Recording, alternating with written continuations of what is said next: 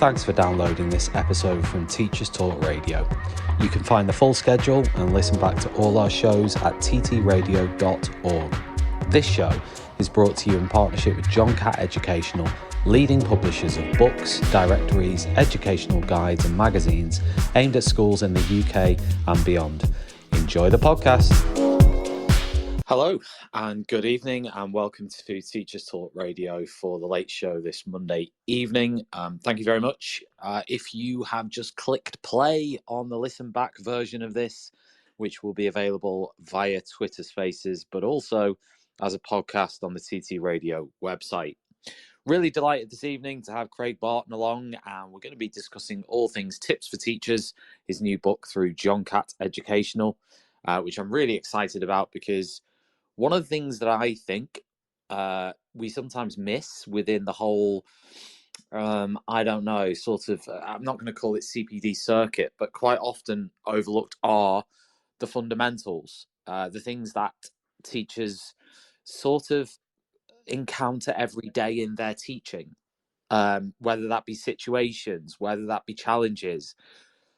And sometimes they can appear to be simple, but actually these are very complex things. So in the course of the next 90 minutes, we will be talking about habits and routines, means of participation for students, checking for understanding, responsive teaching, planning, expectations, modeling, student practice, homework, and finally improving as a teacher and developing as a teacher. So I'm really excited to sort of discuss all these, in inverted commas, tips for teachers with Craig. A little introduction, first of all, on Craig himself. Craig loves teaching, doing, speaking, and thinking about maths, but he's so much more than a maths teacher, as you're going to find out today. He taught maths in secondary schools for 15 years and was TES maths advisor for 10 years, and he's now head of education at EEDI. Craig is also the author of the best-selling books, How I Wish I Taught Maths and Reflect, Expect, Check, Explain. He's the host of the Mr. Barton Maths podcast and the creator of far too many websites, including, well, I'm not going to list them all. They're all on his website. You can find out. There's 1, 2, 3, 4, 5. There's 6 of them. Yeah, that's impressive. In 2020, he was appointed as visiting fellow at the Mathematics Education Centre at the University of Loughborough. And Craig has been lucky enough to teach maths and work with teachers all over the world. So that is Craig Barton. I'm really excited about this chat this evening. Craig, I'm just going to check you can hear me okay. How are you this evening? Yeah, I'm good, thanks, Tom. Can you hear me all right? Yes, I can. I know you're at a Premier Inn, so I don't living the good life. I don't trust Premier Inn as a sponsor of this show, but we'll see how that goes. Craig, I'm really excited about this chat. Obviously, this evening's show is all around your book, Tips for Teachers, which I've read and really, really enjoyed. Now, confession here. It's 590 pages long. It's a big book. It's a big book. So I think in the intro you say that it's sort of been built to be more a dip in and out, a reference guide to teachers. Would that be right? Yeah, well, let's get a few things sorted, Tom, straight away. Please correct my first 10 minutes of this show. That would be brilliant. No. I'll tell you what it is. There's been this big influx over the last few years of these little thin books. I call them more pamphlets. Yes. You know, Tom Sherrington, he's whipping out Rose and Shine, 20 pages, more like a leaflet. So I wanted something with a bit of substance. And the good news is, if you don't like the book, it'll keep your door open like a doorstop, or so it could be a weapon or something like that. So you get more for your money. And I think it is kind of a dip in, dip out, but I didn't want to leave anything out. I do it with all my books. I want to get all the knowledge that I have at that moment in time when I write it. I just want to kind of get it in there. And I've tried to structure it in a way that if you wanted to, you could read it from page 1 to page 590. Yeah. Or what I suspect most teachers will do is, and this is what I hope, is you kind of choose an area that you want to develop in your teaching. you look up the relevant section, you read a few of the ideas, and you try them out one at a time. So I think it is a bit more of a dip in, dip out, but there is kind of a coherent narrative in theory anyway, running right through I mean, I it. have to say from the outset, I certainly did not mean dip in, dip out as a diminishment of the book. In fact, I much prefer a dip in, dip out book, as I've always preferred that as a teacher. I mean, I think back to when I started teaching, my favorite teaching book, certainly in the inverted commas olden days, was Teacher's Toolkit by Paul Guinness, which Yes, was yeah, fundamentally a dip in, dip out book. I never read it. You'd never read it cover to cover. And no, from no. reading this and looking at it, it's sort of similar in the sense that it is giving you ideas, it is giving you tips, it is giving you strategies on a whole range of things, pretty much everything. I mean, is there anything you've not covered in this book about teaching? Yeah, good. Yeah, good question. I only try and write about things that I have experience of, and likewise, I'll never write about an idea if I've only tried it once. Like either tried it with one group of students or seen it with just one group of students. I want it. I want to be able to at least have a couple of different contexts that I've tried it out on, just so I can get a sense of the nuances and the, the kind of critical features that make it work. That being said, as well, behavior is a kind of big absence. I talk about norms, I talk about Yeah. routines, but in terms of, I didn't think it was worth, chucking in 10 ideas to improve behavior, because I think that's something that's much more complex. And, you've got people like Tom Bennett out there who know far more about this stuff. So that would be a big absence.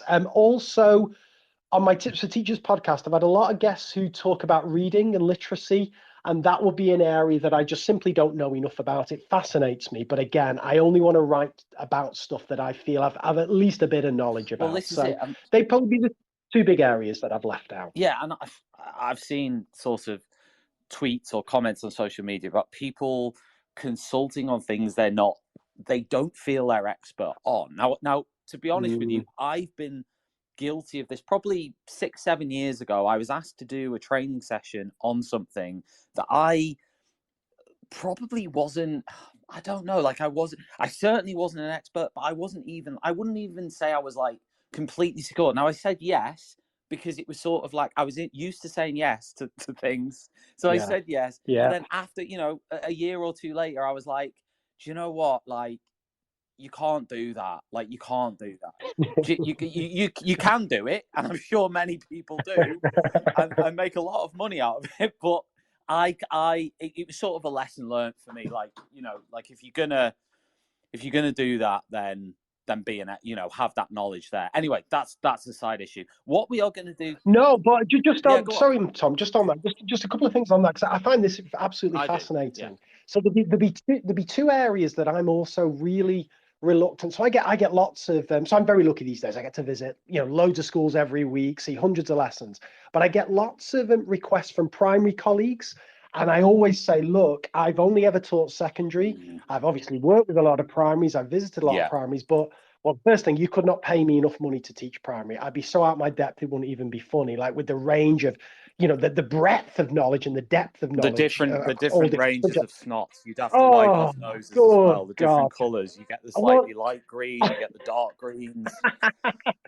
would not have a bloody clue. So I always say there, look, I'll happily, I'll happily come in and do a session, but the big disclaimer will be, I can only take this on from a secondary perspective. I can only come in with my secondary hat on. So, you might be better getting a primary expert in and so on. So primary is always an interesting one for me because, year 6 maths and year 7 maths, you might not think would look all that different. It's the whole context that's different. So primary's one.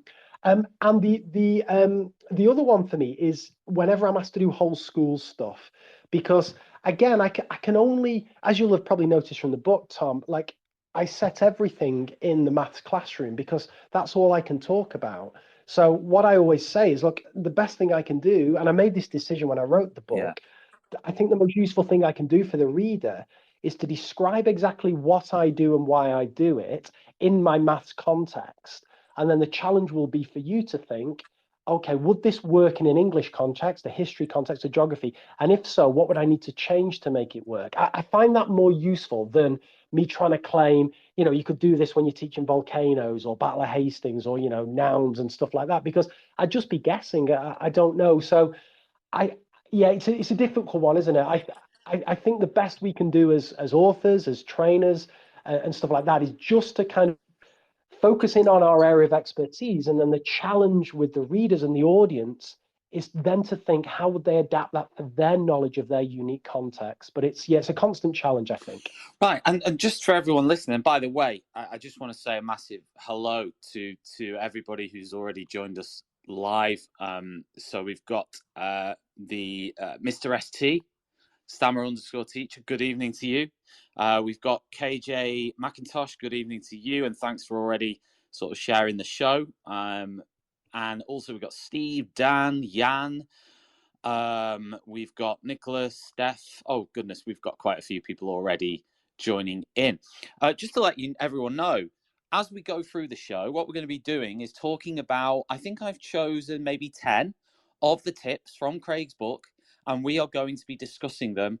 And obviously, it would be lovely if anybody wanted to comment or contribute in any way to the discussion. You can do that in two ways. You can click the little comment icon on the bottom right-hand side, which has a little speech bubble in it. You can hit that, and you can make a comment. Or at certain points in the show, we might also bring in some speakers. So if you want to request to speak, all you have to do is click the little icon on the bottom left-hand side, which has the microphone on it, and you can actually call in to this Teachers Talk radio show and get involved. As I say, some of you will be listening back to this as a podcast or space, in which case completely disregard everything I've just said because it will make no sense whatsoever, and just continue to listen. But Craig, we've got sort of the overview there out the way, but before we move on to the tips themselves, how long did it take you to put together this book? Because I'm always interested in the way an author puts together a book. So how long did it take you to write this? Was it all from scratch? Yeah. How where did the idea come from? Yeah, good question. So I wrote my first book, How I Wish I Taught Maths. So that came out in 2018, start of 2018. And that took a long time. That was I've been thinking about that for years. And then 2 years later, I released my second book, and that was a bit quicker. And that was kind of a response to the kind of critiques and criticisms I got from How I Wish I Taught Maths. So I felt that was almost like an apologetic book, and I wanted to try and explain some of the ideas in more depth. And then I thought that was me done for books after that, because I was completely out of ideas.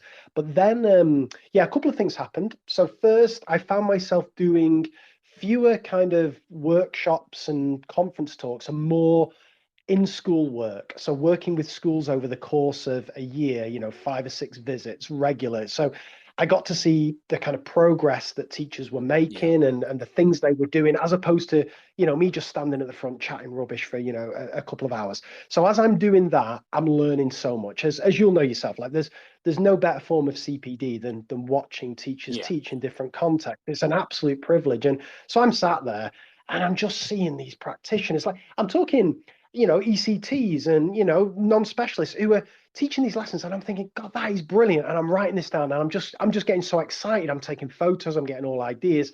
So I'm starting to collect together all these fresh ideas. And I'm already at that point, I'm thinking, there's probably something in this. And then I had the idea so I've been doing my Mr. Barton Maths podcast for years now, but I had the idea to start a different podcast, because my Mr. Barton Maths ones, they go on. Like I do some 3-hour epics, 3.5 hours, and it's a killer for some people, that. So I thought might be worth experimenting with a new format. So I came up with this idea of this Tips for Teachers podcast, where I invite guests on from the world of education, and I ask them to share 5 tips, and they could be tips on anything: behavior, well-being, checking for understanding, any form of pedagogy, and so on. And again, I'm very lucky these days, I think, because of the podcast and the books. A lot of people say yes. So, Dylan William came on, Daisy Christodoulou, Tom Sherrington, but also these teachers in schools that I've been visiting who aren't household names, I've managed to convince them to come on the podcast and share their 5 tips. So before I knew it, I think I had about 100 new ideas that I'd not written about before. Yeah. And then, so I all the time, after every podcast, I'm writing these up. After every lesson, I'm writing these up. Is there such a new thing as a new idea in teaching? There is for me. When you're clueless as I am, there is for me. I think so. Again, it's just fresh eyes, right? Because I think you can you can get just stuck doing the same thing. And that's why I tell you what's always interesting for me is whenever you visit a school, and again, you may find this, and listeners may find this as well. If you visit a school and it's a really stable department, and it's quite rare in maths these days where you get stable departments. But let's say you've got a department where, the teachers have been there kind of 5 or 6 Yeah. years. What's always interesting there is ideas that, as an outsider, you may come in and think are obvious, actually, aren't obvious at all, because it's only when you see different teachers teach in different contexts that you see new ideas or different ways of interpreting, fairly standard ideas. So again, we'll come on to specific tips later on, but just as a little example, whiteboards is an interesting one. Like I've used whiteboards for years, but if you ask me if you'd have asked me 18 months ago, give me some tips on whiteboards, I'd maybe to be able to list 4 or 5 tips.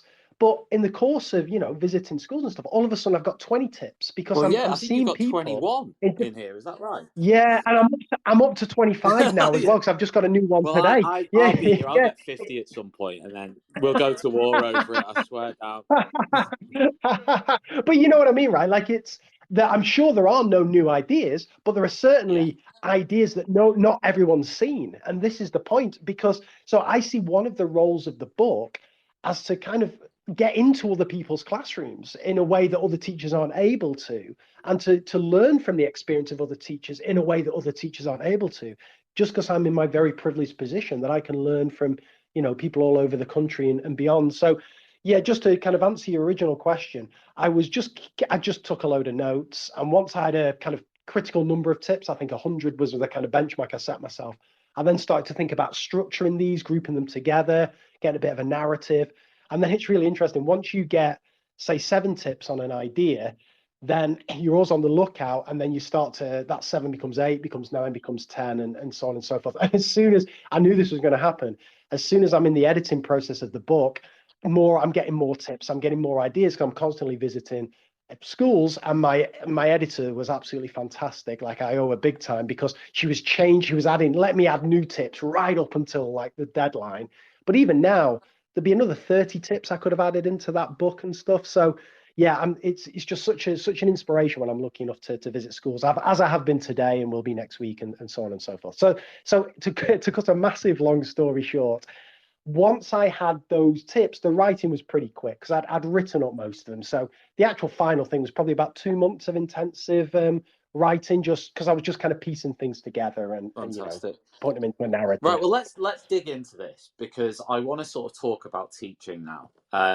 Now, one of the tips, so we're going to go through the book, and I've sort of highlighted these tips that I think are quite interesting to me, and maybe to other people too. Obviously, other people may pick other tips from the book, but these are the ones that I sort of came across that I thought were quite interesting. So, tip number 6 in the book, which is in the habits and routines section, says, develop a set of high-value activity structures. This show is brought to you in partnership with John Catt Educational, a leading publisher of books, directories, educational guides and magazines specifically aimed at forward-thinking schools in the UK and beyond. Have you checked out their latest releases? Don't miss out! Visit johncattbookshop.com to explore their full range of titles and advance your own professional development today. Happy reading! Now, you say here, what's the problem?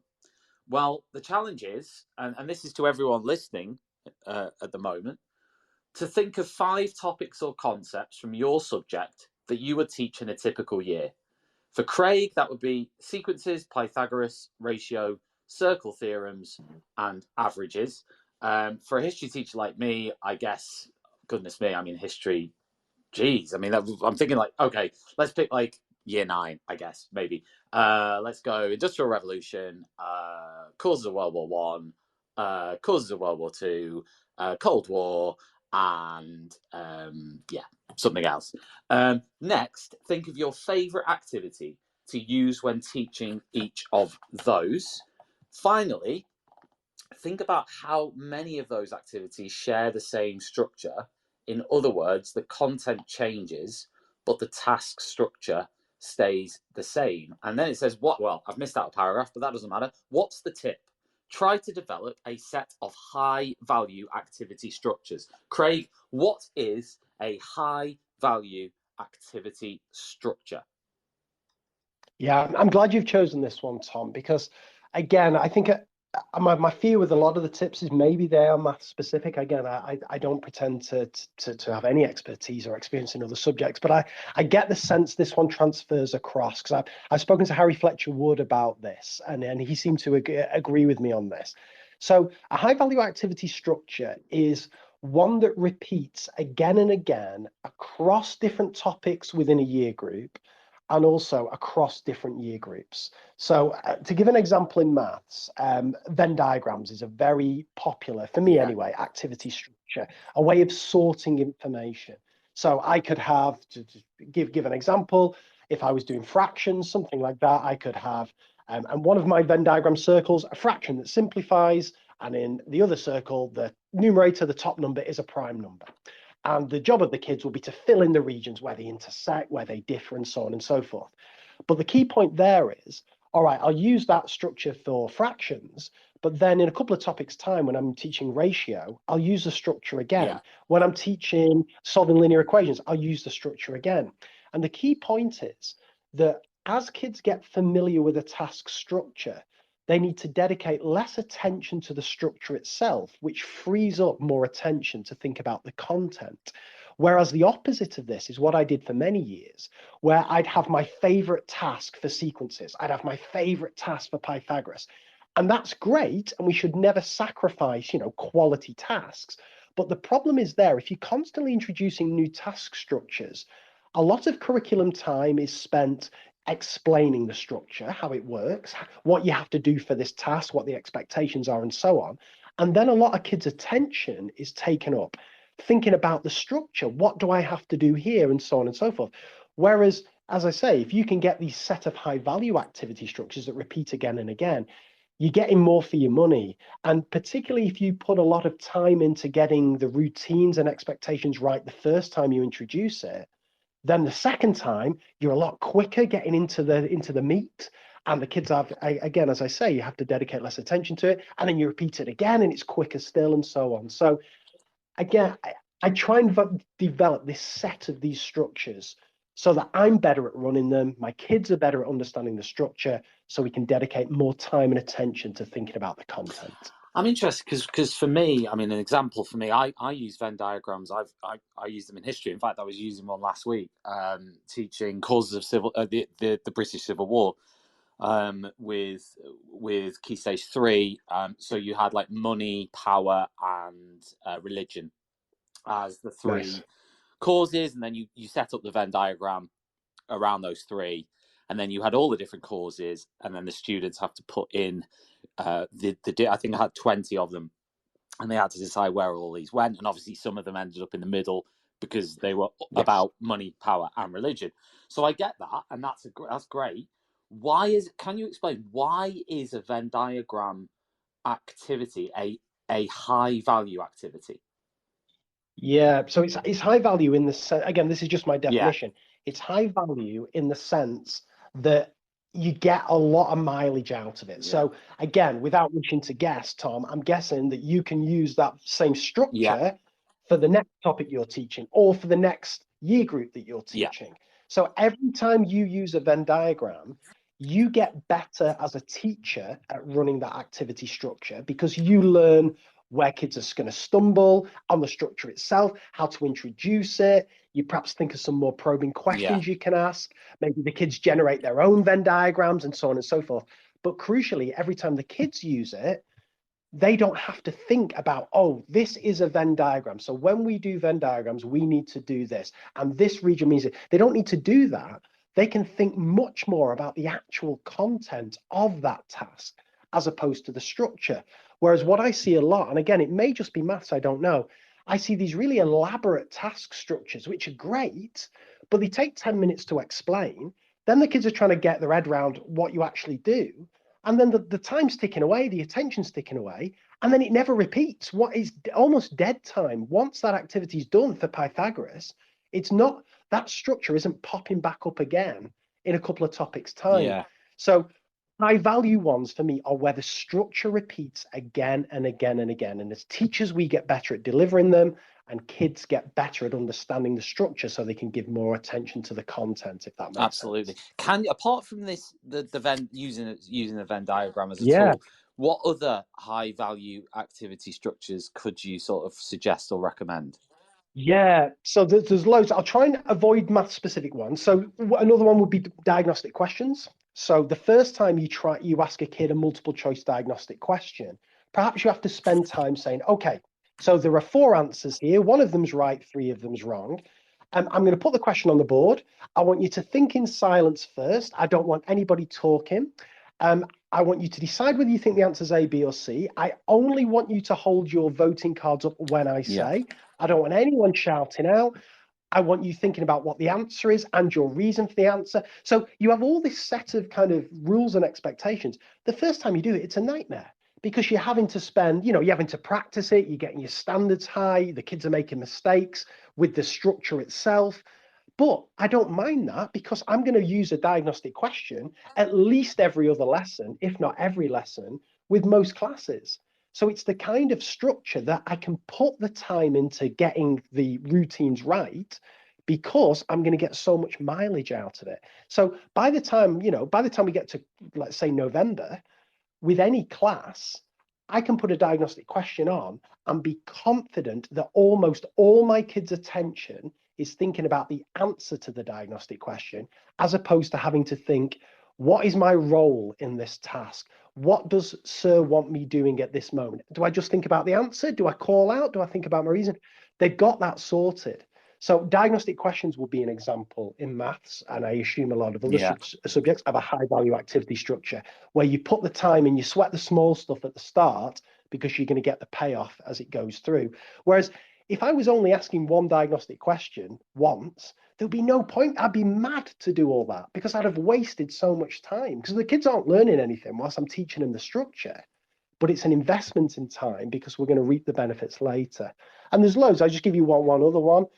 So learner-generated examples in maths will be one. So I have this framework I use where I'll say, and I get the feeling this might transfer across as well because I've seen this done in English. So I'll give them, I'll tell you what, I'll give an English example. I'll gamble on this. I'll break my own rule on this. But you may say, let's say you're teaching, you're revising nouns in English. Yeah. So you may say to students, okay, on your mini whiteboard, split your mini whiteboards into quadrants, into 4s. Top left-hand corner, give me an example of a noun. So the kids write down a noun. And top right-hand corner, give me another example of a noun. Bottom left-hand corner, give me an interesting example of a noun. And bottom right-hand corner, give me an example of a word somebody might think is a noun, but you know it's not. Now, the first time you do that, the kids are like, what the hell's going on here? What do you mean by interesting? What do you mean somebody might not think it is? So you have to explain all that. But the third time you do it, they're like, all right, okay, let's get into it. And all their attention is thinking about nouns or whatever it is that you're using that task structure for. So more and more these days, I invest my time, lesson time, into these high value activity structures and try and move away from these one-offs and that, aren't going to repeat again. And if I'm going to use a one-off, it better be a bloody good activity to justify me not calling upon one of my bank of high value activity structures, if that makes sense. Oh, absolutely. I mean, in history, one that I think I would consider to be a high value activity structure would be I'll tell you one that I enjoy is the quizzing, where the students take on the role of someone or something and answer multiple choice questions as that person. Nice. And then with each answer, there may or may not be a right or wrong answer, but either way, you can discuss the results of that. So, for example, one example of that would be appeasement in the 1930s, and it's like you are Chamberlain, and then you're presented with a series of dilemmas and issues, and you have to pick from 3 or 4 options for each one, and then you sort of move through. That's an activity that I, as a history teacher, can transfer into a lot of other topics. Now, obviously, there is that issue with workload. There is that issue with, how you can easily transfer that structure without causing you to spend too much time on it. And I'm guessing that's why you've picked the Venn diagram task as a good one, because that requires that's more a structure, isn't it? There's not really much. There's no task design there. It's just it's putting that structure onto a task, isn't it? Yeah, but I think, I mean, I think your example's a really good one, right? Because for two reasons. Like, I'd imagine the first time you do that with a class, it's very rare that that goes very smoothly to begin with, right? Because it's a challenge for the kids, and the kids again don't know their expectations, and so on and so forth. You probably have to do a lot of They scaffolding. need the full context before they can do that activity anyway. Well, yes, I mean, they could do it. And you'll. I mean, interestingly, you could do that at the start of a unit, and they just, they don't know much, and then do it again at the end, and it's quite interesting then to compare the two responses and how they. Yeah, but no, absolutely. But thinking specifically about the structure itself. Yeah. Regardless of how well kids know, the content, if that structure is unfamiliar, it's not going to go smooth or as smooth the first time you do it. You're going to need to model it and so on and so forth. And, it's going to take 5 minutes, 10 minutes, whatever it may be. But the fifth time you do that with a class, as you've moved on to a different topic, but you use that same structure, that structure is much more familiar to the kids. So they just get into the swing of it much more. So, and that's why, again, to the second point for workload, I think these high value activity structures, if you can develop a set of these, they're much better for workload because, again, you don't have to spend your time doing much prep for them because you're used to running them as well. And as you say, you can almost slot the content on top of the structure. Whereas as opposed to, right, I'm teaching this, I've got to find a new activity for this. Then I've got to think how I'm going to introduce this activity, how am I going to assess this activity, and so on. Whereas if you've repeated that structure in the past, those questions have already been answered for you. So I think for a workload perspective, and certainly for maths departments, this is definitely true. It's really good to have this collective set of these activity structures that repeat again and again, because that's the other thing we haven't talked about. If you as a teacher are using this structure and your colleague is as well, and your other colleague is, then you can collaborate. Then you can come together and say what worked well, what didn't. Whereas if everyone's doing different activities, it's much harder to collaborate on that. Whereas, so I always advise departments when they're looking at schemes of work and, populating it with content, let's not think of these one-off activities. Let's try and get these set of activities that repeat again and again and again. So as a team, we can get better at them and we can collaborate on them and so on. Brilliant. I mean, listen, we could spend the whole show talking about tip 6, which is high value structured activities, but we're not. We're going to power on and we're going to talk about other tips. So tip number 8, and this is still in the habits and routines section, says 4 types of words to consider removing from your teaching vocabulary. Now, I found this section really, really interesting. It's something I'm sort of passionate about. It's something I find really interesting, even since the start of my career. Like, when I sort of talk to people about like classroom management or behavior management, things like when you say things like "don't do that" and swap that for "I want you to do this," right? Things like that have always I mean, that's a very, very small scale example from Bill Rogers, but like things like that have always interested me because we use so much language all day, every day as teachers that it's inevitable that unless we train ourselves into using certain stock phrases or not using certain stock phrases, we will use them because of how much vocabulary we use in a day. So I'm wondering, I want to ask you first off, what are the types of words that you think, because you've picked 4 types of words that you would ask teachers to consider removing from their teaching vocabulary? Yeah, I'll go for what I'll start with, Tom. I'll go for the one that I wouldn't have thought of myself until somebody suggested it to me. And it's this word easy or simple. And it was Christopher Such who, when he came on Tips for Teachers, he described this, and it was part of his idea of depressurizing learning.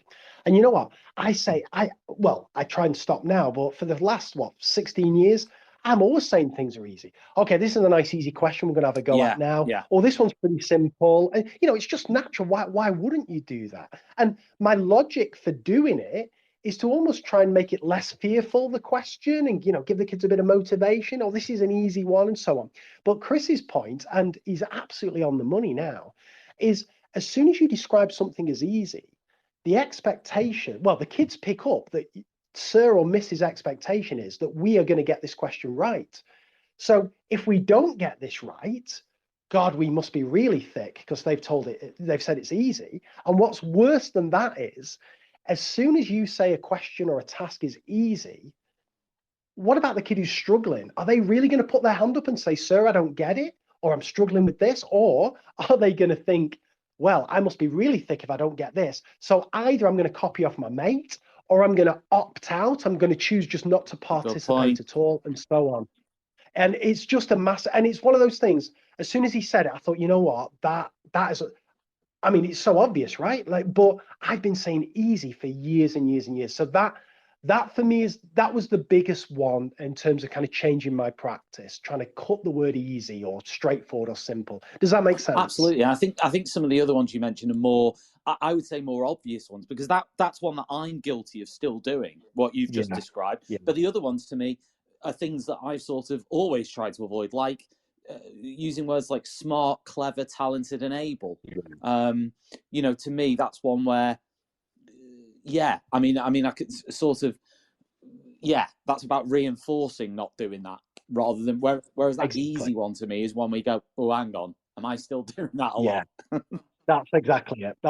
And then you've also put here the fourth one. We can cover them all, but the fourth one you've put here is high stakes measures of success, like targets, grades, and levels. I find that one interesting. You've said within your sort of vocabulary of not using, because I think that's incredibly common in the classroom of teachers saying things like, we've got to try and get a level 7 in this, or we've got to try and get a grade 9 in this, or we've got to try and get a whatever it is.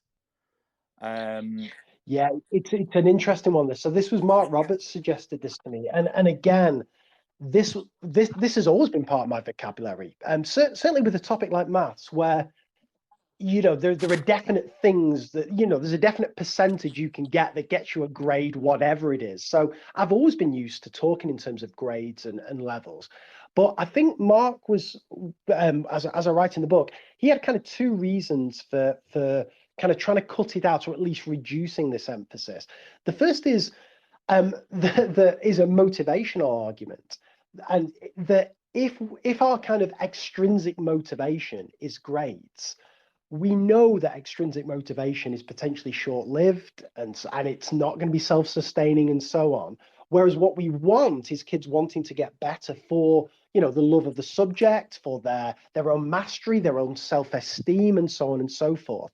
So removing that extrinsic kind of measure, and instead, saying, look, let's not worry about the grade for this. All that's important is that we want to get better at this. We want to get better. Everyone can get better, whatever stage you're at, and so on. So I like that. And the other argument I really like, I think really holds true, is that it goes back to this easy thing, right? You put like a low grade on a question, and a kid gets it wrong, they feel pretty crap about themselves, for that. If for whatever reason they don't hit that grade in that particular area. Or the flip side of that is, you put a high grade on a question or a task, and for some kids that's going to be really motivating. For other kids, they're going to say, well, I'm a grade 4 student, so there's no point me even attempting this. So, forget it. So I just think, I don't think, we should ban it altogether. I think, for certain summative assessments, it's really important, certainly for the kids to see their progress and so on and so forth. But I think I've certainly tried to cut down my emphasis on grades and levels for those two reasons, particularly the motivation reason, if that makes sense. And that's difficult to do because as teachers, you are bombarded with success targets, grades, levels, and those high stakes measures almost surround every teacher, certainly who work in the UK anyway. So another one that's here, which again I've been utterly guilty of, probably early in my career. I'm thinking back to when I first started. You've said here words and phrases like quiet, does not participate much in discussion, should contribute more. And these words and phrases are still quite prevalent, I would suggest, within things like report cards. I do think they've lessened. I do think people are starting to pick up on the idea that being an introvert is okay. I think that was, there was that sort of prejudice against introverts, certainly when I was training to be a teacher back in sort of 2006, 7. It was almost presumed that the louder the child is in the class, the better. So it's quite interesting you've put that there. Do you want to sort of expand on that one a bit? Yeah, I do. Thanks, Tom. So this came from Jamie Tom when he came on. He came on Tips for Teachers.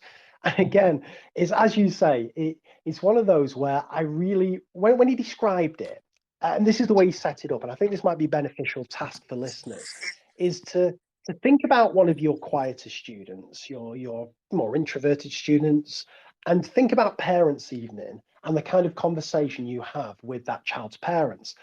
And it always goes like this. I know it does for me anyway. Maybe it does for you as well. I'd always say things like, let's say Jess. Jess is incredibly hardworking. She always gets her work done. She's a really good student. I just wish she'd contribute a bit more in class, or I wish she'd just be a bit more vocal. And what do the parents of Jess will hear that from every single teacher. And what will they come away with? Particularly because it's often the last thing. It's almost like as teachers we feel obliged to add something, in there. It's almost like a bit of a target for them. So, and like Jesse's parents coming away, thinking, right, Jess, you need to do this, this, and this. Whereas actually, I think, if we had a classroom full of Jesses, I'd take that any day of the week ahead of a classroom full of kids who are just yelling out left, right, and centre, and never shutting up half the time, So I think Jamie's point was, and I think it's a really important one, that a lot of classrooms and a lot of schools are set up for the extrovert. We reward students for volunteering, for oral contributions and so on. And it's because it's our proxy for engagement, it's our proxy for kind of activity, and so on and so forth. Whereas Jamie's point is, if you were to kind of describe the model student, you'd want someone who's studious, who's thoughtful, who's pensive. These are the introverted students. So by trying to reduce those words, particularly in written reports, particularly in parents' evening, like, a bit quiet, wish they contribute more, and instead going a step further and trying to design our classrooms so that we celebrate these quieter students. And I think we can do things like using things like mini whiteboards we've already alluded to. They're really good because you're not having to put your quieter student on the spot like you would do with a cold call. You can have them contribute alongside everyone else. And then you can choose your moment to call upon them to either share their answer or have a quieter word with them, to build up their confidence and to show them that they are being noticed. So I think it's a really deep, wide-ranging point, this one, about just thinking about, are we catering for our quieter students? And I think the first thing we can do is to try and cut out or at least reduce the reference to, kind of clinging on to that characteristic that they are a bit quiet, because actually there's nothing wrong with being a bit quiet, Well, absolutely. And I really like the phrase you've just used of, so many classrooms are set up for the extroverts, and that is, I think that is true. I agree with that statement. I think it's difficult for a teacher because I think as a teacher, you want people to engage with you. You see that positively. You want a class that responds to you and gives you something back. But again, it doesn't have to be verbal. It doesn't have to be. Exactly. So that's exactly. and so that's a really interesting. I like that, and I like tip. I can't remember what tip that was. Tip 8. So that was tip 8, which is to cut out certain sorts of words and phrases. And just to recap for everyone just joining us, we are reviewing Craig's book, Tips for Teachers. We're going through all the different tips, and we've just done tip number 8, sorry. And we've said that the words that Craig suggested cutting out are words like smart, clever, talented, able, words like easy, simple, straightforward, routine, words like quiet, does not participate much in discussion and should contribute more, and things like high stakes measures of success like targets, grades, and levels, i.e., telling a student that if they don't reach X level, they're in a mess, that sort of thing. So that was tip number 8. Love that. That's great. Right, we're moving on now to chapter 3, which is about the means of participation. And in a minute, we're going to discuss tip 10, which is 10 ideas to improve cold call in inverted commas. So just before we do that, hello to everybody who's just joined us. Welcome to Teachers Talk Radio. Thanks for tuning in. This show is brought to you by John Catt Educational, as all of our shows are. And we really, really appreciate them partnering and working with us. And Craig Barton's book, Tips for Teachers, is available through the John Catt website, John Catt Educational. Just Google it and you'll find it there.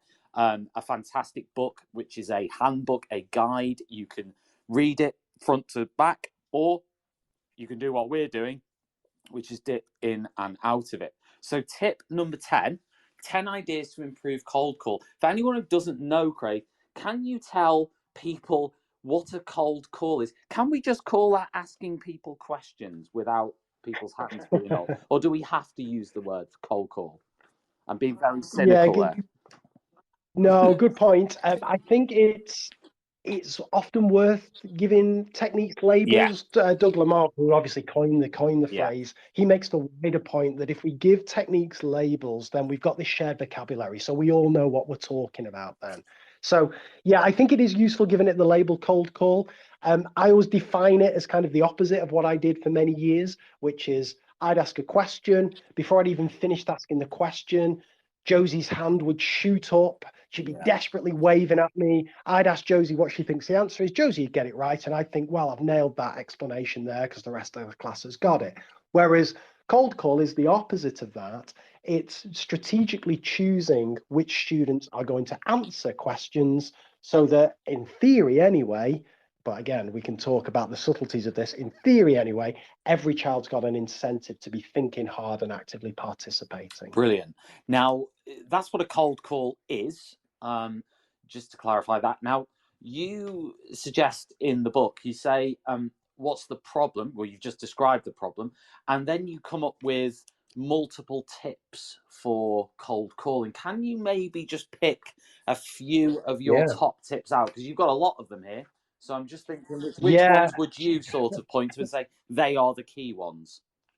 Yeah, I'll give you a few. And the other thing, this goes back to what we were talking about before, Tom, as well. Since the book's out, I think I'm up to about 15 now for cold call. So I'll give you a few world exclusives that aren't in the book as well as we go through here. So yeah, I mean, the most basic cold call tip is to make sure you put the question first and the name at the end. That's the most basic one, because as soon as you say the name, the rest of the kids might as well switch off, because they know that's the only person that's going to be called upon to answer. So that's the most basic tip. But what we'll do instead, we'll do some more subtle cold call tips. So wait time's an interesting one. I'm a bit obsessed with the research into wait time. And wait time is the amount of time essentially teachers give kids to think. And the most obvious thing to do is to make sure that you give kids time to think in between asking the question and calling upon the kid to answer.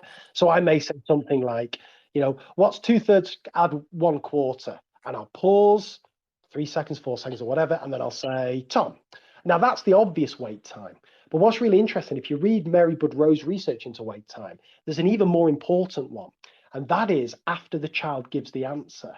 So once you, Tom, have given me your answer, whether it's right or wrong, I have to pause again to allow the rest of the class to process what you've said. Whereas what tends to happen in classrooms with cold call is teachers are getting pretty good at giving the kids time to think about think about what the question is and what the answer will be. But then as soon as the answer's given, they either evaluate it, yeah, that's right, or they say, discuss that with your partner before the kids have had time to process it themselves. So just the way I describe it is let the answer hang in the air. Let that answer hang in the air only for a few seconds of silence. So the kids have an opportunity to think, what has Tom just said? Is that the same as what I think, or is it different to what I think? How does Tom's answer impact my understanding of this? And then you can do something with it. So I think wait time is an interesting one. I'll give you one other quick one as well. And that is, I saw this today, right? This is good. So I was watching a teacher teach today. Yeah. I'm in a cushy, for listeners who've joined us late, I'm living the good life here. I'm in a Premier Inn in Stoke, just polished off a mixed grill. I'm having a great time here. So I've just watch the teacher teach today. And he had a really interesting way of using cold call. He had a dice, a big kind of rubber dice or whatever, and he'd chuck it at the kids. And whoever caught the dice, they were the ones who were going to answer the question. And it's a way of kind of spicing up cold call. And his justification was to, boost engagement and so on. There was one issue, like I'm sure the kids were thinking more about the dice and the question a lot of the time. But I'll tell you the bigger issue, and you see this with cold call, as soon as you've caught the dice early on in the lesson, you might as well just have a sit off for the rest of the lesson, because there's no way that dice is coming back to you, because there's 30 kids in the class. Likewise, when you see a cold call being used, if you, Tom, get asked a question early on in the lesson, you can probably have a sit off for the rest of the questions as well, because there's no way I'm coming back to you, particularly if you've got that question right, because I've got 25, 30 other kids that I want to involve in the lesson. So a big advice I'd have with cold call, and you've got to make this explicit, is to early on in the lesson, make sure you ask a kid twice and make it explicit. So you've got to say something like this. So I'll say, whatever the question is, what's this ratio, whatever. And then I'll say, Tom, I'm going to ask you this. I know you were asked a question early on this lesson that you got it right, but in this classroom, anybody could be asked at any time. So everybody better be on the toes. Now, the price you pay for that is you get to hear from one fewer child in that lesson. But the advantage, the benefit of that is that the kids now realize that, okay, game on here. Anybody could be asked at any time. Whereas I really think there is this kind of, and I think kids are aware of this, if they get an answer in early, they might as well just have a rest. They can at least have a rest if they want for the rest of the lesson. So yeah, that would be a few ideas for cold call anyway. Yeah, I like that. And this is making me, again, over my years of teaching, I have got much better at that. I think that was probably, again, thinking back to sort of the first few years, it was something that I probably did badly in terms of not giving the wait time, not utilizing, which we're going to come on to next, actually, which is mini whiteboards and other tools that you can use to sort of check understanding, check that people are with you and engaged, and just not sort of, the hands up approach. Oh yeah, you got it right. Let's move on. Not sort of all those things that we know. I sort of, again, I really sympathise because, it's a very easy trap to fall into, and it's not. And again, I'm quite happy for people to disagree with this. I don't think it's the worst thing in the world if you do that, as long as you are aware you're doing it and sort of go, you know what? Like, okay, I need to sort of try to develop a different way of doing it. And I need to develop what I'm doing. I need to give more wait time. I need to develop my questioning, etc. But at least being aware of it, because that's the starting point for anyone, especially, if we've got like new teachers listening, because it is difficult to embed approaches and it's difficult to give that wait time. If you're nervous and if you're I mean, I can sort of do it now.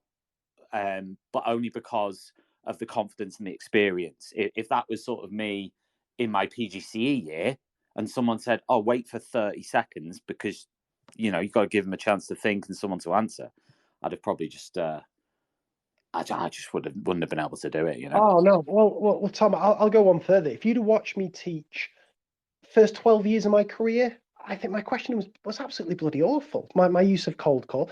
Well, for a start, I was a lot of hands up. I'd say 50% of my questions was hands up. And then when I now watch people who are far better teachers than me use cold call, this is how I've been able to put this book together with these subtleties. I'm not writing this from a position of an expert. I'm almost writing like a checklist for myself to make sure these are things that I embed. And you're absolutely right. I mean, this is the thing as well. And you hear this from kind of really good instructional coaches. What you don't want to say to teachers, you need to develop your use of cold call, because there's, as I try and allude to in the book, and there's even more depth to it than that. It's such a big technique. What you want to do instead is you want to pick one aspect of it, like wait time. So what I'm going to focus on for the next week is when I'm doing cold call, I'm just going to make sure that I tap out 3 seconds on my leg between asking the question and calling upon a child to answer. And I'm not going to go near thinking about anything else to do with cold call until that has become absolute routine for me. And then I'm going to choose the next technique as part of cold call to try and improve it. Because if you go in trying to improve cold call as a general thing, you've no chance. And likewise, if you go in trying to improve questioning, you've even less of a chance, because cold call is just one small part of questioning, So that's what I've tried to do with these tips, is really break some of these ideas down and encourage people not just to try and focus on a tip, focus on an idea within a tip and get that so it's routine before you move on, if that makes sense. Absolutely, it does. Again, big shout out to everyone listening. This Teachers Talk Radio, The Late Show. It'll be available as a podcast soon after we finish here on the Teachers Talk Radio website, which is ttradio.org, to listen back to. We've got Craig Barton, who's got his book Tips for Teachers, and we currently are going through all the different tips. I'm finding it really, really interesting, very relatable to my own practice. So I hope you are too. Thanks to everybody for listening along. Just to give some listener shout outs. Emily has joined us. Nadira has joined us. We've got Lindsay. We've got Jan. We've got Stacey. Steve. Steve still is. Steve has been here the whole time. So credit to you, Steve, for being with us the whole show so far. And we've just got so many listeners. I can't read them all out. But welcome to you all. And please do get involved. You can press the little icon in the bottom right-hand side, the little speech bubble icon, say hi, ask a question, or leave a comment. That's absolutely great. And if you even want to contribute, you can press the little icon in the bottom left to request to call in if you have a question or a comment and you want to share it that way. We're going through to 9 p.m, so we've only got 34 minutes left. And there's absolutely... I sent you an email earlier, Craig, with about 50 tips on it. We're only probably going to get through about 3, but hey. So the next one was about whiteboards. So I thought I'd pick this one simply because it's trended on social media so much. People are like obsessed with whiteboards. And there's those that say, oh, whiteboards have been around since 1908 and we've been using them, in every classroom. There's other people who say mini whiteboards are like this revolutionary new idea and here's all this. So where do you stand on mini whiteboards? Yeah, it's a good one. So my history with them is really interesting. So I remember when I got my first teaching job, my head of department, Debbie, was a massive mini whiteboard user, and she was an exceptional teacher. But I just wasn't listening because I was all into the tech. So I started teaching whenever all the interactive whiteboards were coming in, all the Prometheans and Smart. So I put all my time and energy into developing those, and I had fancy demos and so on. Whereas I'd forgotten the power of the mini whiteboard. And again, it's almost become a bit of a cliche now, right? But it does so much with so little effort. It's obviously a really good check for understanding because you're getting all your kids' responses as opposed to 1 or 2. So that's why I refer to it, to use Dylan Williams' language, as a tool of mass participation. But it's also a check for effort, because if a kid holds up a blank board, they're going to be the first ones you're going to ask, because you need to decide whether they just can't be bothered or they have a lack of understanding. But it's also, certainly in maths, and I'm assuming it's true in other subjects, it's a great tool for collaboration. So if you're doing think, pair, share, if you get the kids to think and jot down notes on their whiteboard, and then you can put the 2 whiteboards together to facilitate the paired discussion, it's just so versatile. But I'll tell you what's interesting, Tom, I don't know if you find this, that whenever I'm lucky enough to support departments, it's almost easier to work with teachers who have not used whiteboards for a while or who are whiteboard skeptics, because you can kind of get them on board quite easily with some of the power of it. Whereas if you've got people who are kind of perhaps regular whiteboard users and they've fallen into these habits, sometimes it's a lot harder to shift them, because they almost say, they kind of nod like, oh yeah, I do that. I use whiteboards. I do that. Yeah. And sometimes it's harder to shift that kind of practice. So I'm really fortunate because for many years I didn't go near a mini whiteboard. As soon as I started watching people use them, I thought, you know what, I've got to get on board with this. Whereas the whiteboard kind of dabblers, I think they're a little bit harder to kind of, upskill in a way, if that makes sense. It does. Claudia has called in. Claudia, I don't know whether you've got a question or comment to share. It could be on mini whiteboards or it could be something else. You just need to unmute yourself in the bottom left, and then hopefully we can hear what you have to say with a bit of luck. If you're there, Claudia, are you there? Maybe Claudia's gone to grab a whiteboard. Who knows? But yeah, Craig. So in the book, you talk about like the different tactics. In fact, you've come up with 22. I said 21 earlier. It's 22 ideas to improve the use of mini whiteboards. Can you pick out perhaps a couple that you think are the really good ones that people might not have heard of before? Yeah, of course. Yeah, no problem at all. I'll do, again, you'll be able to tell me whether these are math specific or not. I have a feeling this first one might be math, science, MFL, I don't know, but certainly maths, it works really well. And that is to use both sides of the whiteboard. So what tends to happen in maths is you give kids a question to work out. They do the working out on the mini whiteboard. Teacher says 3, 2, 1, you hold them up. And the problem is, if you've got 30 kids in front of you, you can't pick out that final answer amidst all the working. So it's a check for effort, but it's not a good check for understanding because it's too hard for you to get that data. Whereas if you say to kids, do you working out on one side and then write your final answer nice and big on the other side and hold up that other side when I tell you, then you get a much better check for understanding. The kid then, if you then warm call them to say, oh, I see, Tom, you've got an answer to this, tell me how you got it. The child can then either turn their board around to show they're working or can use that working as prompts whilst they describe it to you orally. So making use of both sides of the whiteboard, I think, is a really big one. I love that one. The other one I find particularly powerful is to get work that is in books visible to the rest of the class. So what you often see, again, in maths, and it happens particularly during the starter or the do now, or also during the practice phase of a lesson, is perhaps kids are doing the do now in their books, and then the teacher says, right, okay, let's go through the answer to question 1. Tom, what did you get? Emma, what did you get? And the problem with that is, even though all the kids have got the answer, because it's in their books, you're only calling upon 1 or 2 kids to share their answer. So you're back to the problem of low participation and, this lack of a whole class check for understanding.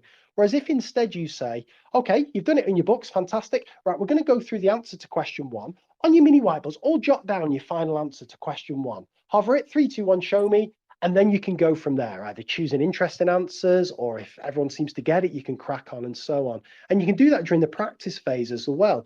Kids have been working through 20 questions or whatever, and you pick a pivotal question, a critical question out, and you can say to the class, okay, I know you're all at different points, but let's focus in on question 4.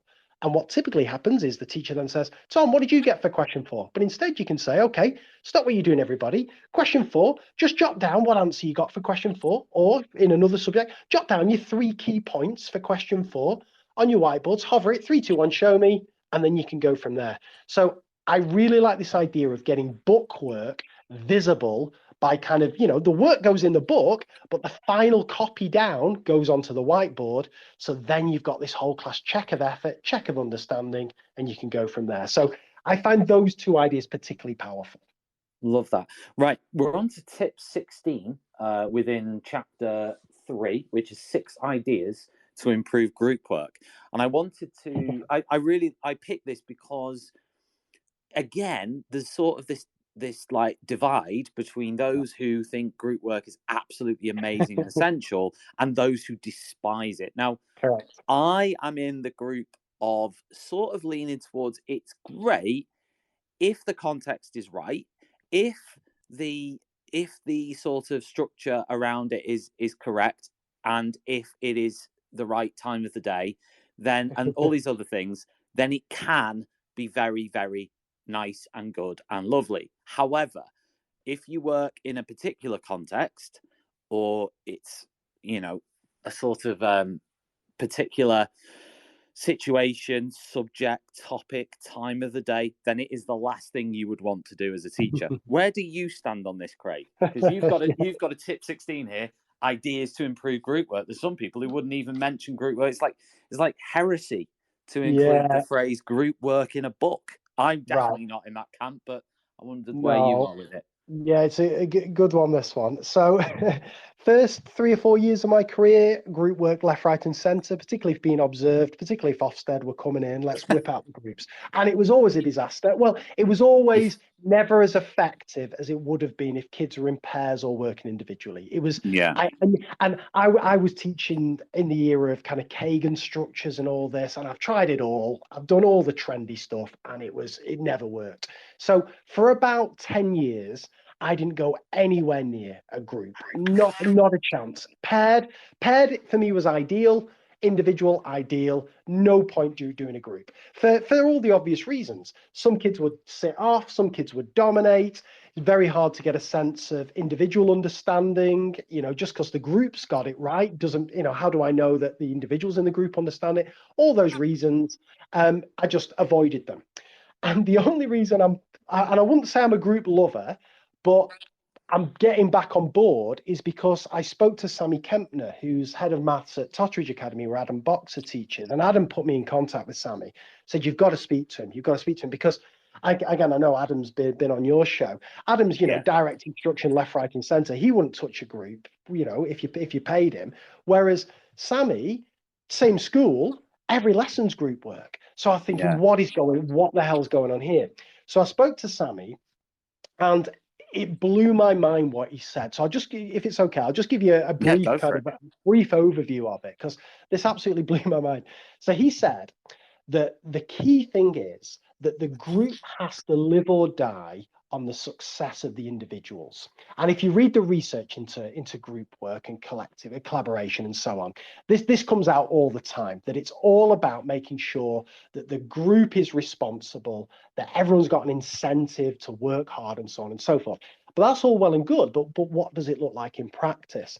Now, when Sammy described this to me, I was like, what the hell are you going on about? So I'll describe it to you, I'll tell you my reaction, and then I'll tell you where I'm at the moment with this. So Sammy said what he will do is he'll set his class a task, and they'll be in groups of 3 or groups of 4 or whatever. And at the end of the task, he'll then choose a group.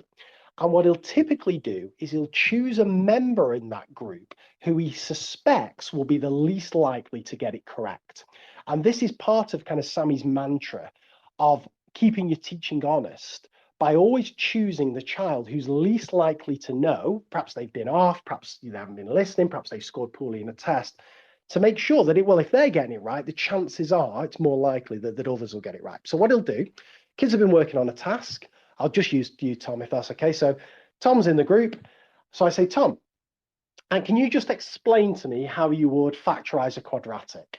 And if you get it wrong, what I do is I don't even look at you.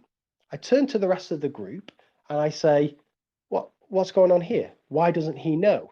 And what will typically happen is you'll then pipe up saying, oh, no, sorry, sir. No, it's no, and whatever, make some excuse. And I'll say, no, it doesn't matter, Tom. This isn't about you. This is about your teammates.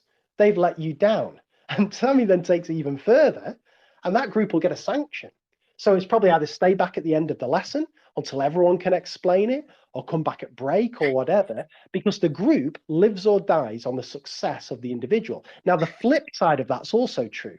If you can explain to me how to factorize a quadratic, you don't get the praise, the group gets the praise, because you've obviously worked together really well to make sure that all your members can get it right.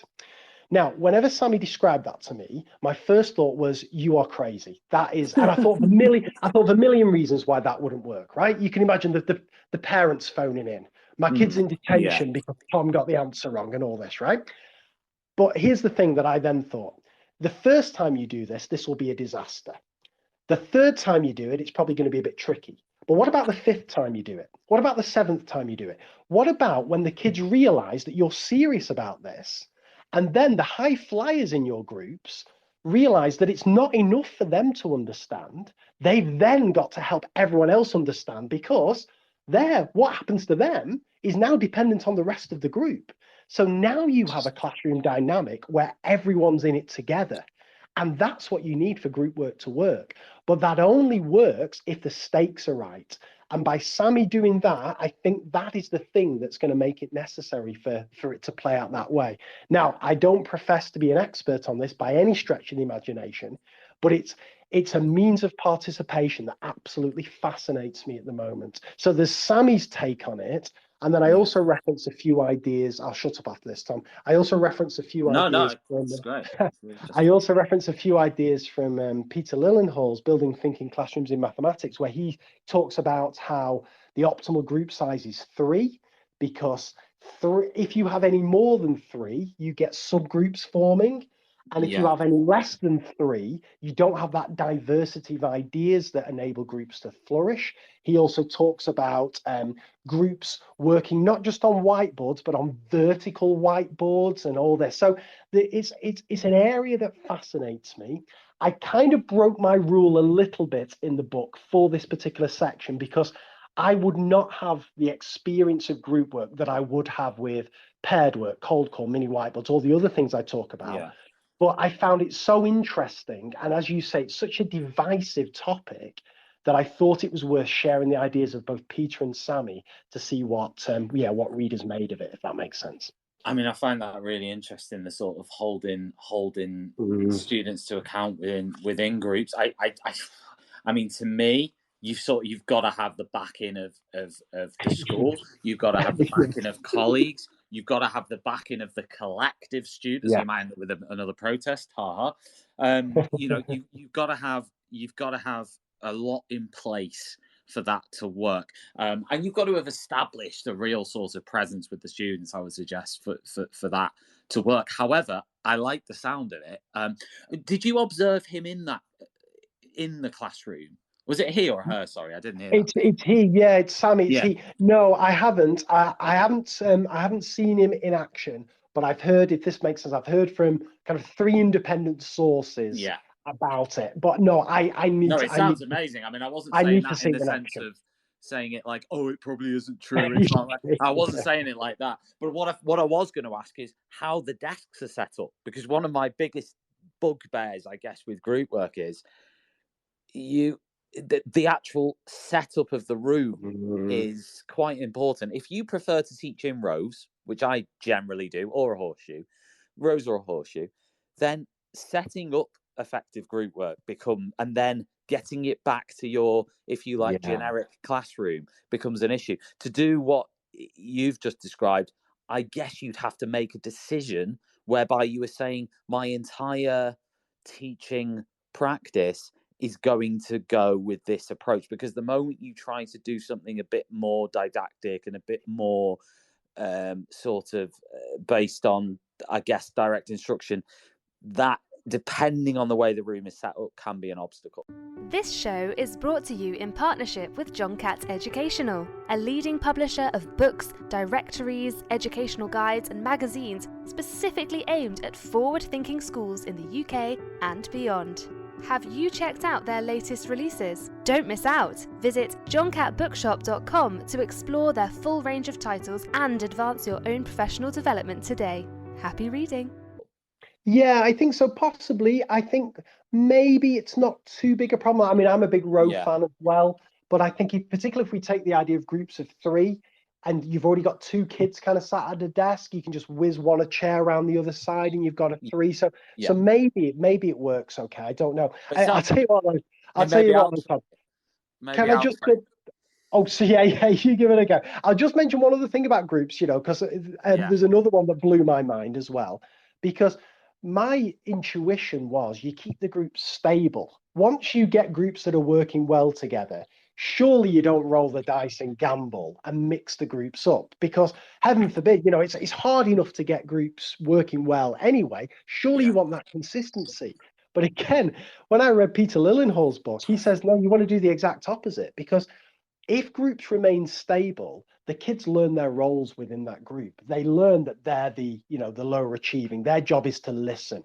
Their job is to copy, because the other high flyers are going to be, figuring out. Whereas other kids realize my job is to lead this group. I'm going to have to be, take the lead and blah, blah, blah. Whereas what Peter Lillenhall suggests is the best thing you can do, and again, this blew my mind, is randomize the groups every single lesson, so that what happens then is the kids go into that group almost with a blank slate, because there's no kind of preconceptions or fewer preconceptions going in there about what your role is in that group, so that everybody's on a bit more of an equal footing.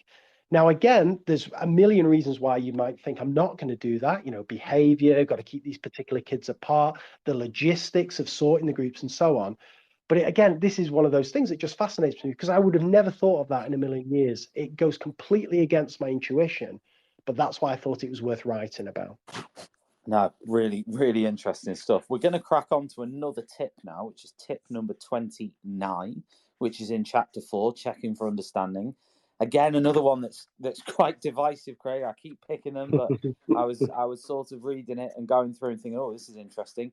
10 ideas to improve exit tickets. Now, Yeah. I've seen exit tickets get a good old battering on Twitter, Twitter at various points. So what is an exit ticket and how would you improve exit tickets? Yeah, it's a funny one, this one, right? So I've been there. I've done it all with exit tickets. I've done the gimmicky ones where I was literally just doing it for the sake of saying I'm doing an exit ticket and not really doing anything with it. I've also done the ones that take forever to mark and don't really function. So I'll tell you where I'm at the moment. So an exit ticket, in kind of my way of defining it anyway, is a question or a set of questions you ask at the end of a lesson to get a sense of where the kids are at that point. And a few things that are, the reason they're called exit tickets is traditionally they're done on a slip of paper that the kids hand to you on their way out of the door. And to make them effective, they have to be quick to mark. If you're spending anywhere, well, let's say more than 5 minutes, 10 at most, going through them, then for a workload perspective, you're just not going to stick to it because you've also got all your other marking to do and so on and so forth.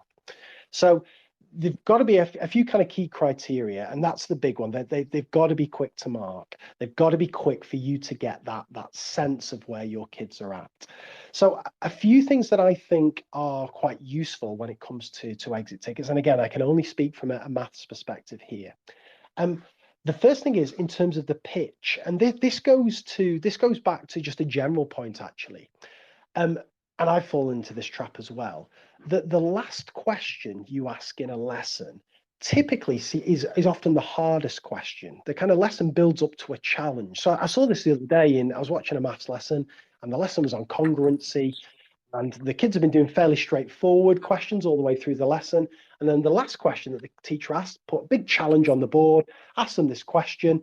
And the interesting thing there is if the last question you ask kids is in a lesson is the hardest question, almost by definition, only a few kids are going to get it right.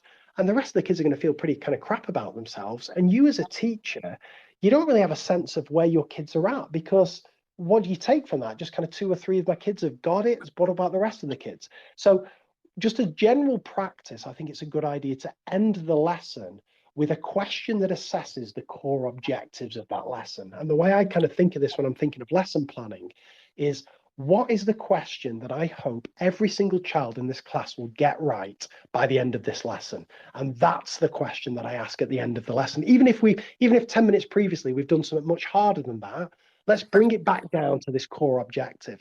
So that would fit into my exit ticket. It would always be a question or a set of questions that assess, certainly at least the first one would assess the kind of core objective of the lesson. Whereas I see a lot of exit tickets that are sometimes pitched a bit too hard, and I think that can be potentially problematic.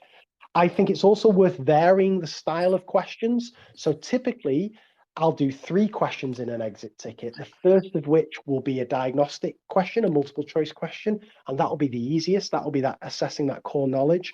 And whenever I kind of flick through my kids' responses, that'll be the first thing I do. I won't look at all 3 responses for each child. I'll just flick through and look at the responses to question 1, the multiple choice question. Have they circled A, B, C, or D? Because if I'm flicking through and I can see that the majority of my kids are struggling with that question, there's no point me looking at question 2 or 3. I'm going to stop there because there's my starting point next lesson. We've got this first question wrong. Let's address that. Let's see for that. And because it's multiple choice, I can look at that and assess that super quickly. 30 kids, 30 seconds, really, really quick. If that's all good, then I'll look at the second question. And that'll tend to be a bit harder, and it'll be an open response question in maths. So kids might have to carry out a procedure or something like that. That'll be quick to assess as well.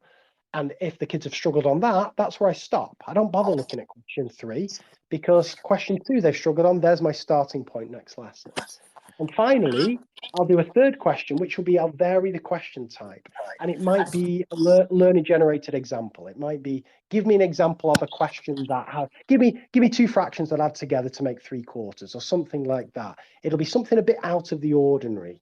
And I'll only look at that question if question 1 and question 2 have been fine.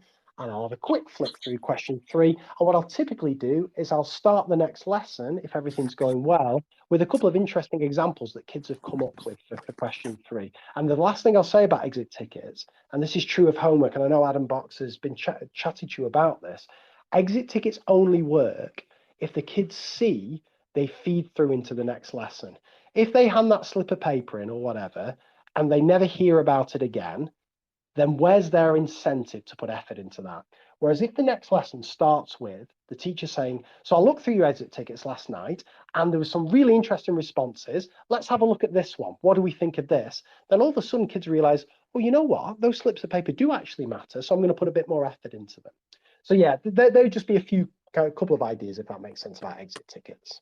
Brilliant, fantastic, love that. Right, we've got about 11 minutes or so left, so I'm going to sort of go for maybe one more tip to discuss in a bit of detail here, and it's one that's tip number 37, which is on chapter 5 on responsive teaching, and tip number 37 is, what do you do when some students understand and some don't? So I think this refers, and you can correct me if I'm wrong here, Craig, from reading it, if like 50% of the class get it and the other 50% don't, do you carry on with the whole class or not?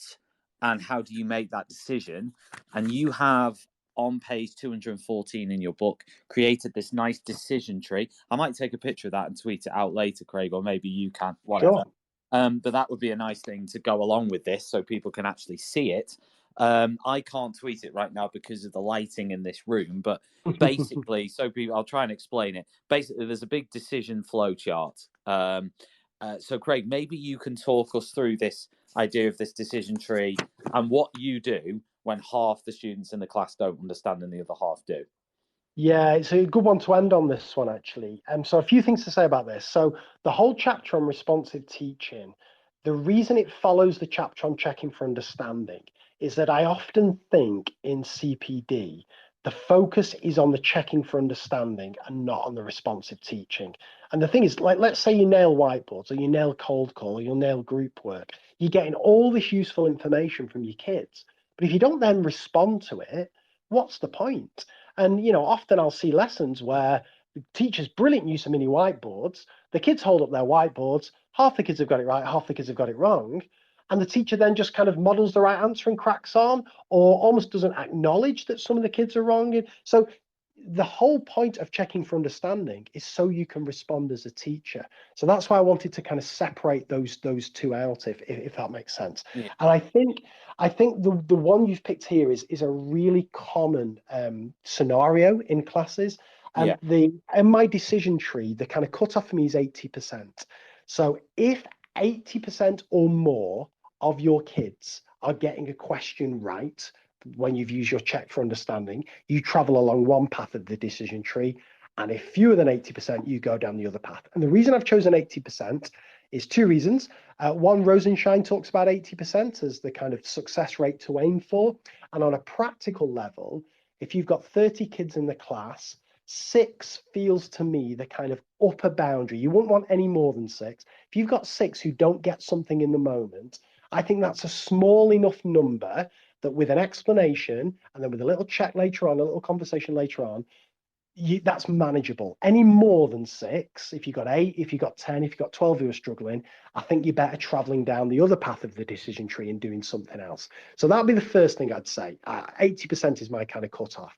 So let's imagine we've done a whole class check for understanding, and we can see that we've got fewer than 80% of kids who've got it right. The way I describe it in the book is, just for simplicity, let's imagine it's a diagnostic question. Kids are voting A, B, C, or D, but this will work as I describe with any kind of question. It's just easy to explain with A, B, C, or D. So what I'll do, let's imagine the correct answer is A, and when I say to kids, 3, 2, 1, show me your answers, there's a whole range of answers. Some have gone for A, some for B, some for C, some for D. I think there are two things you can do in that scenario. And you can use both of them, either of them, it's up to preference, variety, whatever you want. So the two things are this.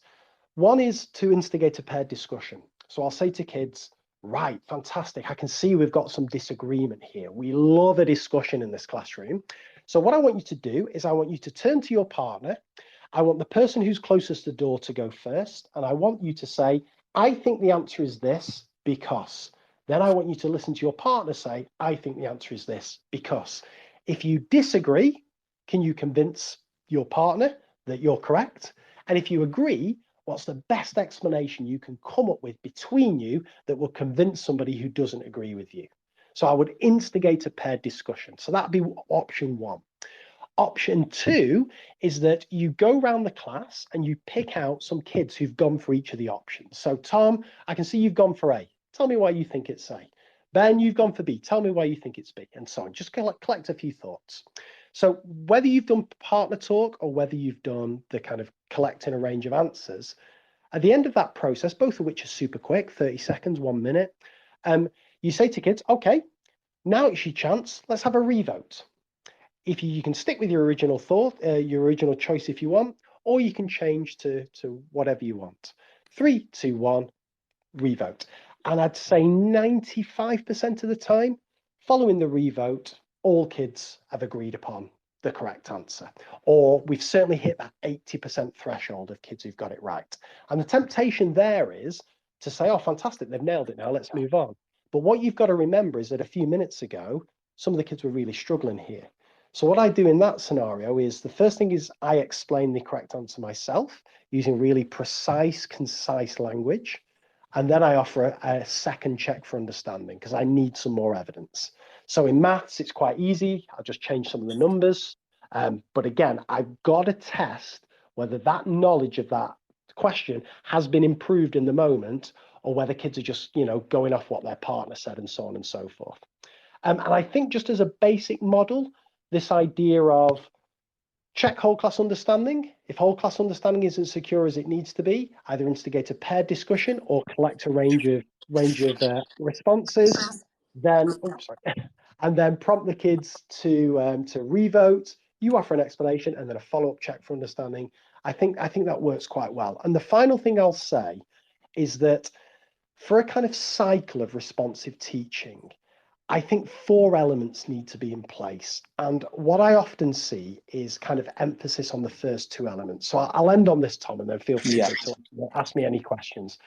So whenever teachers are teaching and you ask kids a question, the first thing you've got to get right is you've got to get a good check for understanding. So that's what we've talked about already, this notion of mass participation. So that's the first. If you're going to be a responsive teacher, you've got to get mass participation. Otherwise, you're taking a big old gamble that Tom's answer is representative of the rest of the class. So get your check for understanding.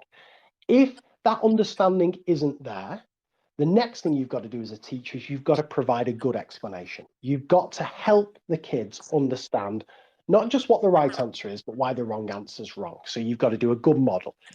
But that's where a lot of teaching stops. Check for understanding, do the model. But if you just end it there, you're crossing your fingers and hoping that your explanation you've just given makes sense to the kids and they're going to retain it. That's a big old gamble. So the remaining 2 stages of this cycle of responsive teaching are you've got to do a follow-up check for understanding, as we've spoke about. So you've got to check in the moment whether that explanation's made sense. But then the hardest thing to do, but I think it's the most important thing to do, is you've got to then make a note to schedule in a retrieval opportunity to make sure that kids have retained that. Because 5 minutes ago, they were really struggling.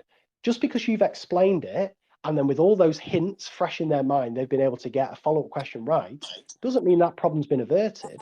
So you've got to make a note to say, next lesson, I'm going to put this in my do now, or next week it's going to be in my homework, or in 2 weeks it's going to be in a low stakes quiz. You've got to physically schedule in a retrieval opportunity, because I think that's the only way you know whether this responsive teaching that you've done has actually hit home. I hope all that makes sense anyway. It absolutely does.